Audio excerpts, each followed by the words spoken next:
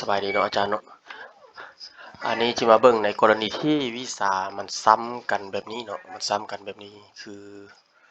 โรงเรียนสมสวัสดิ์เหนือนี่เป็นตัวอย่างที่มาเฮ็ดวิดีโอนี่เนาะ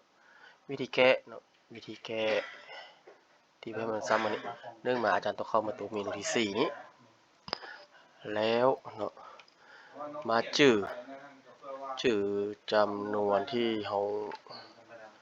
เปิดแต่ละวิสานี่เปิดตัวใดเฮาชื่อไว้หรือเฮาสิแคปหน้าจอไว้ก็ได้ถ่ายรูปไว้ก็ได้แล้วแต่เนาะเฮาถนัดแบบใดในนี้เขาจะแคปหน้าจอนี้ไว้แล้ว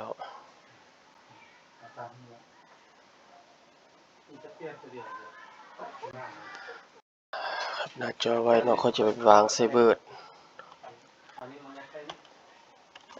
ฝากใส่เบิร์ดไว้แล้วเอาตัวนี้ทำสะพานนี้